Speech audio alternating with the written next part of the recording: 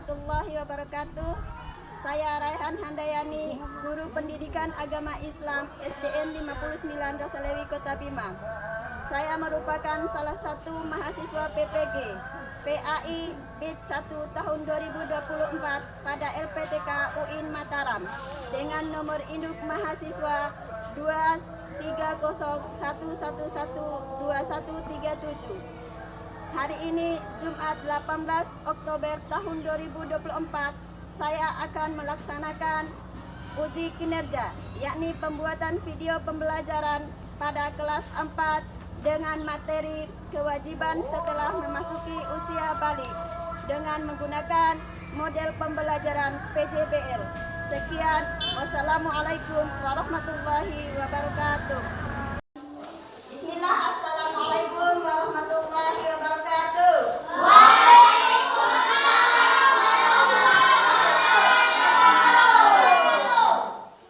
Baik anak-anak sekalian, hari ini bertemu lagi dengan Ibu dalam pelajaran pendidikan agama Islam. Hari ini seperti yang sudah Ibu katakan minggu lalu, kita akan masuk pada materi kita yang baru, yaitu kewajiban setelah usia balik. Nah, sebelum kita masuk pada pembelajaran kita yang baru, seperti biasa kita awali pembelajaran kita dengan sama-sama berdoa. Maju ketua kelas. Yuk maju. Assalamualaikum warahmatullahi wabarakatuh. Waalaikumsalam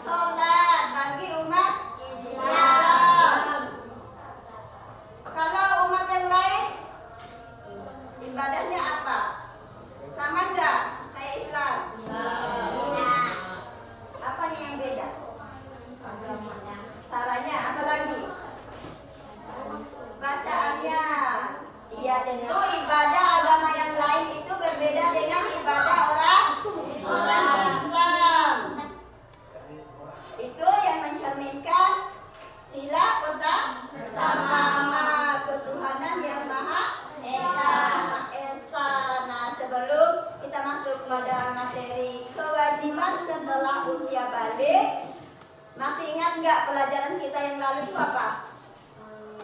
Pelajaran kita yang lalu apa? Apa kemarin? Menyambut apa? Usia balik. Usia balik. Apa saja yang kita pelajari? Hah? Tanda-tanda balik. Tanda-tanda balik. Tanda-tanda balik pada perempuan itu apa? Menstruasi. Pintar. Apa lagi? Suara semakin lembut. Iya, pintar Abang Noval. Suara semakin lembut. Kalau pada laki-laki, Mimpi basah. pintar, mimpi basah. Muncul dapur. Iya, membesarnya tulang leher atau jantung. Apa lagi? Tadi kalau suara perempuan lembut. Iya, suara lebih berat. Ya. Apa lagi pada laki-laki? Badannya, perubahan badannya apa? Apa? Bagian tertentu. Iya, tumbuh bulu-bulu pada bagian tubuh tertentu. Nah, kalau bentuk tubuhnya laki-laki, bagaimana? Nah, bentuk tubuhnya semakin besar dan dibarengi dengan apa? Nafsu makan yang semakin meningkat. Ternyata kalau laki-laki balik itu nafsu makannya meningkat. Paham ya? Iya. Sekarang kita akan masuk pada pembelajaran kita, yakni kewajiban. Kewajiban apa? Kewajiban setelah balik. Nah, dalam pembelajaran ini Ibu akan menerapkan project ya, project based learning, atau kita akan belajar dengan model pembelajaran project. Artinya nanti kita akan menyelesaikan project. Nah, project ini Ibu sudah sediakan 3 model project. Nanti kalian boleh pilih apakah ingin membuat cerita yang pertama, kemudian membuat plan book. Apa itu plan book? Buku apa?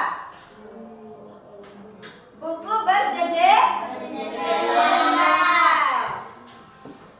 Nah, ini ada 2 pilihan. Kalian boleh pilih yang bisa membuat cerita. Silakan cerita ya, bercerita. Baik itu dalam tulisan maupun bercerita secara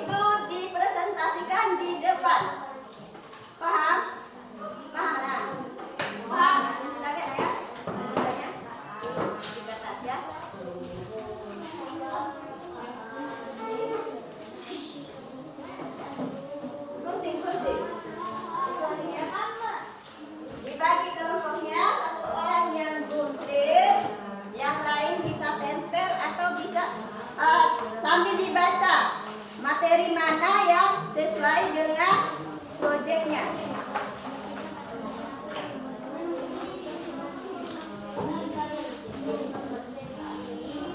Kalau ada yang tidak dipahami, kurang dipahami, silakan ditanyakan. Ya.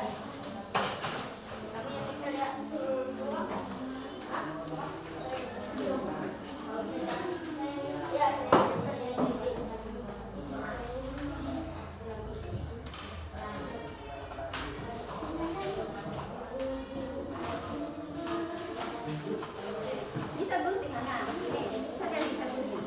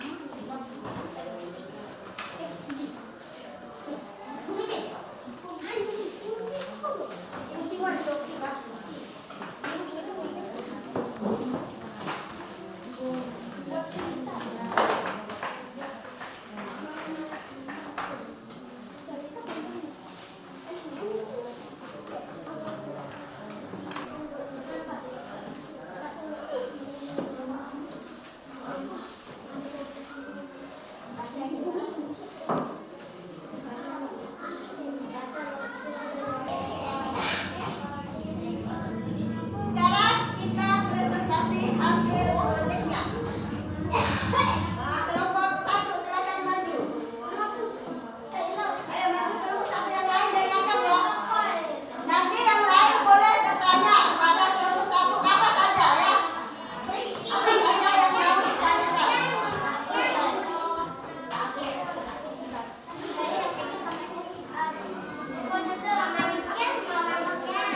Ya. Yang lain dengarkan kelompok 1 yang ke sini lagi ya, ke depan lagi. Ya, terbuka. Ya. Oke. Assalamualaikum warahmatullahi wabarakatuh.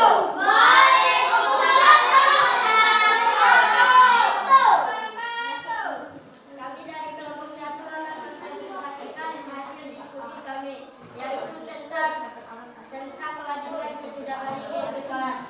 Yang pertama, sholat ada 5 waktu sholat. Yang pertama Isya 4 rakaat, subuh 2 rakaat, zuhur 4 rakaat, asar 4 rakaat, maghrib 3 rakaat, yang dijumlahkan menjadi 17. Yang kedua, syarat wajib sholat. Yang pertama Islam, hanya orang Islam yang wajib melaksanakan sholat. Yang kedua balik. Balik adalah saat seorang sudah mencapai usia dewasa secara agama. Yang ketiga akal, orang yang beramal yang wajib melaksanakan sholat. Inti dari Dengarkan. najis baik hadas besar maupun kecil harus dihilangkan terlebih dahulu dengan bersuci, wudhu atau mandi. Menutup aurat. Aurat adalah bagian tubuh yang wajib ditutup saat sholat. Batas aurat berbeda-beda antar laki-laki dan perempuan. Berada di tempat sholat harus bersih dari najis. 4. Masuk waktu sholat. Kita harus yakin bahwa waktu sholat yang akan kita laksanakan sudah masuk. 5. Menghadap kiblat. Arah kiblat adalah arah kita menghadap saat sholat, yaitu ke Ka'bah. Gunakan dan rukun sholat. Adapun Silakan. dan rukun sholat, yaitu berdiri tegak dan berniat. Kedua, takbiratul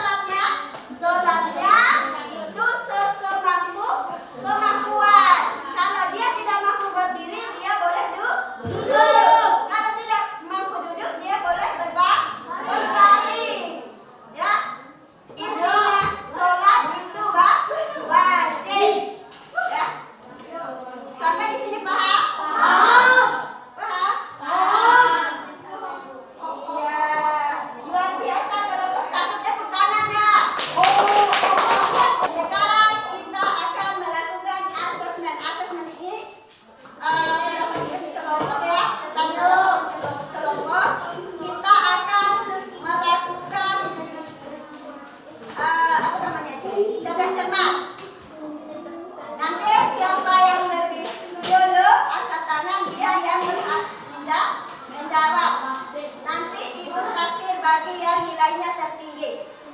Yang nilainya tertinggi ya. Ada 5 pertanyaan. Ayo siap-siap. Siap-siap.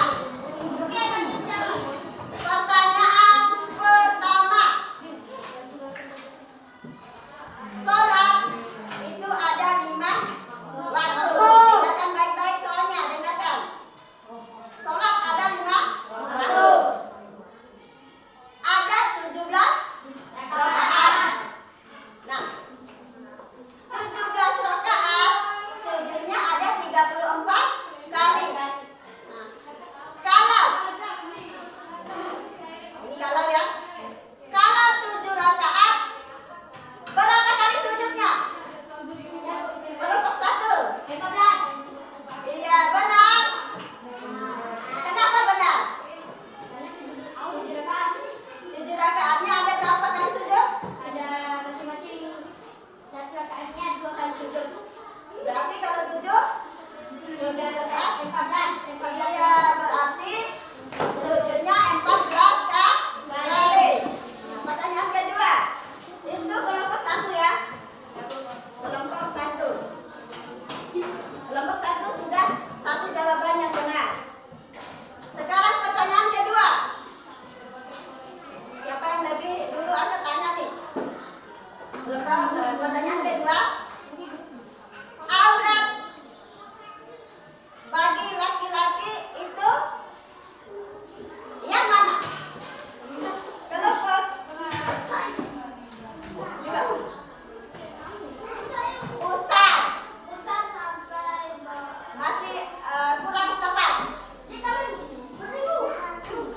Kelompok 3. Hah?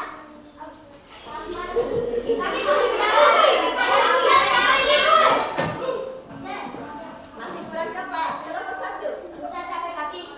Pusat sampai kaki. Berarti jawabannya salah semua. Bukan salah ya, tapi masih kurang tepat. Jawabannya adalah pusat sampai lutut. Ya. Ya, itu aurat laki-laki. Berarti soal kedua tidak ada yang bisa jawab. Sekarang soal ketiga. Soal ketiga, aurat perempuan.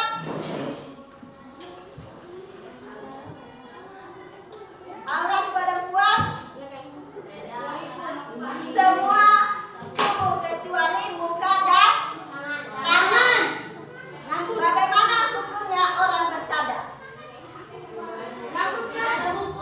Bahasanya kelompok 1. Nanti kalau pakai cadar itu bagaimana?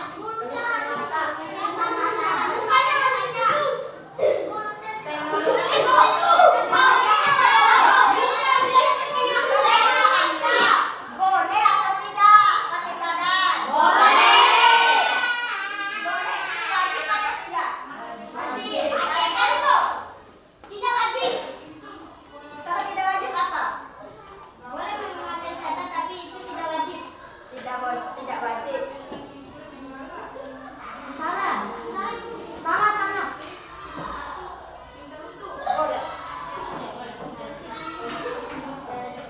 Sudah 2.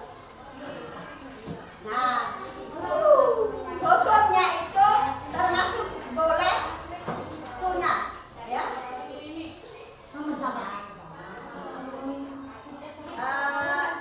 Ini tidak terhitung ya. Soal 2 tidak terhitung. Kita ulang nanti. Karena cadar itu tergantung bagaimana sikonnya, ya. Bagaimana sikonnya. Kalau perempuan berada di tengah-tengah keramaian laki-laki itu wajib menutup bukan, ya. Wajib bercadar ya. Lagi kok. Masih 3. Kalau berada seperti sekarang bekerja ya, lingkungan yang biasa itu boleh pakai, boleh tidak. Intinya cadar itu tergantung bagaimana situasinya ya.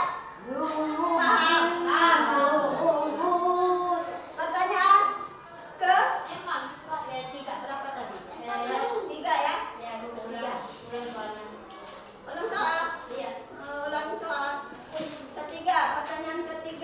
bersyukur.